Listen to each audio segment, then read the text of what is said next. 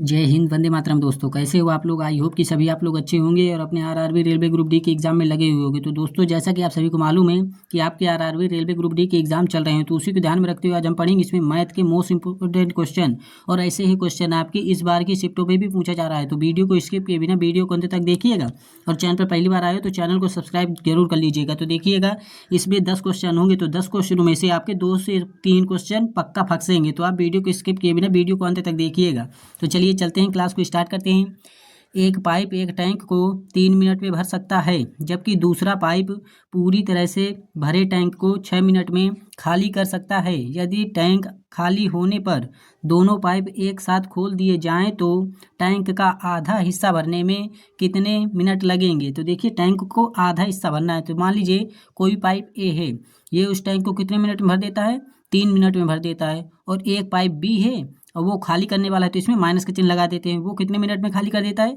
6 minute में खाली कर देता है। तो इन दोनों का एलसीएम ले लेंगे तो टोटल हमारा काम हो जाएगा। इन दोनों का एलसीएम लेंगे तो 6 हो जाएगा। अब इनके समय से हम क्षमता में भाग देंगे तो निकल आएगी इनकी क्षमता।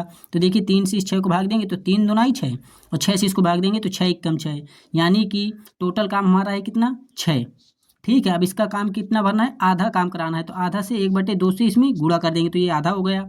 अब इसमें पूछा गया है कि दोनों टैंक को एक साथ खोल दिया जाता है तो टैंक कितने घंटे में भर जाएगा, ये आपसे पूछ रहा है। तो देखिए, ये 2 काम कर 2 लीटर पानी भर रहा है और उसमें से भी 1 लीटर खाली कर दे रहा है। तो दोनों मिलकर जब काम करेंगे तो कितने लीटर जाएगा 1 मिनट में? तो आप कहेंगे 1 मिनट में 1 ही लीटर जाएगा, तो 1 से इसमें भाग दे देंगे।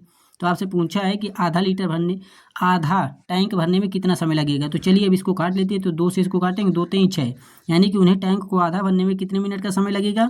3 मिनट का समय लगेगा। तो ऑप्शन ए इसका राइट आंसर हो जाएगा। अगले क्वेश्चन भी चलते हैं। ये रहा क्वेश्चन नंबर 45 आपके सामने। 358 से 368 के बीच कितनी अभाज्य संख्याएं हैं? तो देखिए, अभाज्य संख्याएं किसे कहते हैं? वे संख्या जो एक से कटे और स्वयं से कटे। वे संख्या जो एक से कटे और स्वयं से कटे, उसे क्या कहते हैं? अभाज्य संख्या कहते हैं। अभाज्य संख्या क्या? जैसे कि 3 को हम एक से काट सकते हैं और स्वयं से कटेगी। जैसे कि 7 को भी एक से काट सकते हैं और 7 से काट सकते हैं। और 9 एक अभाज्य संख्या नहीं, ये एक भाज्य संख्या है, क्योंकि इसको हम 1 से भी काट सकते हैं, 3 से भी काट सकते हैं और 9 से भी काट सकते हैं। तो यहाँ पे अभाज्य संख्याओं का हमारा रूल क्या कहता है? वे संख्या जो एक से कटे और स्वयं से कटे, उसे अभाज्य संख्या कहते हैं। तो उम्मीद करता हूँ कि अभाज्य संख्या अब आप समझ गए होंगे कि किसे कहते हैं। तो देखिए, 358 से 368 के बीच बताना है। तो देखिए, सबसे पहले हो जाएगी हमारी 359।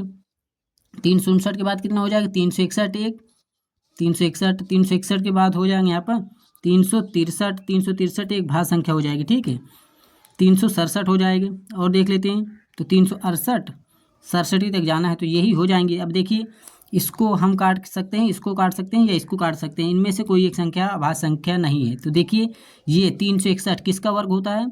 तो आप कहेंगे ये वर्ग होता है 19 का। तो 19 का वर्ग कितना होता है? 361।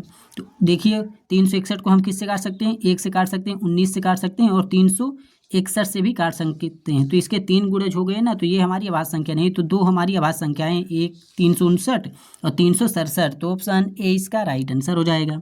ये रहा क्वेश्चन नंबर 46। और ये क्वेश्चन आपके लिए very very most important question है। तो इस क्वेश्चन को आप जरूर ही समझ लीजिएगा, क्योंकि ऐसा क्वेश्चन आपकी हर एक शिफ्ट में पूछा जा रहा है। तो ये क्वेश्चन आपके लिए बहुत ज़्यादा जरूरी है। तो चलिए इसको अच्छे से समझिएगा। एक व्यक्ति ने 800 रुपये का माल खरीदा और उसका आधा हिस्सा 10% के लाभ पर बेच दिया। शेष माल को उसे कितने लाभ प्रतिशत पर बेचना चाहिए ताकि उसे कुल मिलाकर 20% का लाभ प्राप्त हो? तो चलिए देख लेते हैं। मान लीजिए कोई माल है, उस माल की कीमत कितनी है? 8,000 रुपये। ठीक है, अब इसमें से आधा माल कितने होगा? 4,000 रुपये का होगा। इस आधे माल को कितने प्रतिशत लाभ पर बेचा जा रहा है? 10% लाभ पर बेचा जा रहा है ना। तो इसका हम एसपी निकाल लेंगे। तो देखिए, 10% का लाभ पर बेचा जा रहा है, तो इसको 110% में बेचेंगे। तो परसेंट हटाएंगे, 1 जीरो से ये 1 जीरो कट जाएगा। 11 चौक 44 और डबल जीरो ये आ जाएंगे। तो देखिए, शेष आधे माल को कितने रुपए में बेचा गया है? 4400 रुपये में बेचा गया है। ठीक है, अब आपसे पूछ रहा है यहाँ पे कि शेष माल को, बचा माल कितना होगा? 4,000 रुपये का बचा माल होगा। तो इस शेष माल को कितने रुपए में बेचा जाए? तो ये क्या होगा? हमारा सीपी होगा। इसको कितने रुपए में बेचा जाए कि हमें कुल मिलाकर 20% का लाभ हो? तो देखिए, टोटल हमारा कितने रुपए का माल था? आप कहेंगे 8,000 रुपये का ये टोटल हमारा माल था। अब कुल पर कितने परसेंट का लाभ चाहता है, 20% का लाभ चाहता है, तो कितने में बेचेगा, 120% में बेचेगा। तो चलिए अब इसको काटते हैं, देखिए परसेंट हटाएंगे, 1 जीरो, ये 1 जीरो कट जाएगा, तो ये हमारा SP2 हो जाएगा। अब देखिए 12 अट्ठे 96 हो जाएगा, और डबल जीरो है तो ये डबल जीरो आ जाएंगे। तो देखिए यहाँ पे शेष माल को हमने इतने रुपए में बेचा है, आधे माल को, और पूरे माल को इतने रुपए में बेचा है, तो आधे माल का विक्रय मूल्य कितना हो जाएगा, तो शेष माल का विक्रय मूल्य हो जाएगा, तो कितना हो जाएगा, तो चलिए इस हम 9,600 में हम ये 4,400 घटा देंगे, तो ये हमारा बच जाएगा यहाँ पे 1,200। ठीक है, तो शेष माल का विक्रय मूल्य कितना हो जाएगा, 5,200 हो जाएगा। तो देखिए शेष माल का क्रय मूल्य कितना है, 4,000, और इसका विक्रय मूल्य, शेष माल का विक्रय मूल्य कितना हो गया, 5,200 रुपये हो गए। तो हमसे पूछा है कि लाभ प्रतिशत ज्ञात कीजिए, तो देखिए कितने का लाभ हुआ, 1,200 रुपये का लाभ हुआ। लाभ किस पर होता है, क्रय मूल्य पर, तो क्रय मूल्य कितना है, 4,000 रुपये शेष माल का। अब परसेंट में पूछा है तो 100% से हम गुणा कर देंगे। तो चलिए अब इसको काट लेते हैं, 2 जीरो से ये 2 जीरो कट जाएंगे, 1 जीरो से 1 जीरो कट जाएगा, 4 से इसको काटेंगे तो ये 30 बार में कट जाएगा और परसेंट लग जाएगा। तो कुल माल पर हमें कितने प्रतिशत का लाभ होगा, शेष माल पर, तो ये हो जाएगा हमारा, शेष माल को हमें कितने प्रतिशत लाभ पर बेचना चाहिए, 30% के लाभ पर बेचना चाहिए। तो ऑप्शन डी इसका राइट आंसर हो जाएगा। आई होप कि ये क्वेश्चन आपको समझ में आ गया होगा। अगले क्वेश्चन भी लेते हैं, ये रहा क्वेश्चन नंबर 47। एक वर्ग का परिमाप 68 मीटर है, एक भुजा की लंबाई मीटर में ज्ञात कीजिए। तो देखिए वर्ग का परिमाप कितना होता है, भुजा स्क्वायर, तो इसमें परिमाप कितना दिया, 68 दिया है। वर्ग का परिमाप कितना होता है, 4a होता है, सॉरी वर्ग का परिमाप होता है 4a। तो हमसे a का मान पूछा है, तो देखिए 4 से इसको काटेंगे तो ये 17 बार में कट जाएगा, तो एक यानी कि लंबाई आ जाएगी इसकी, कितनी मीटर होगी, 17 मीटर। ऑप्शन सी इसका राइट आंसर हो जाएगा। ये रहा क्वेश्चन नंबर 48।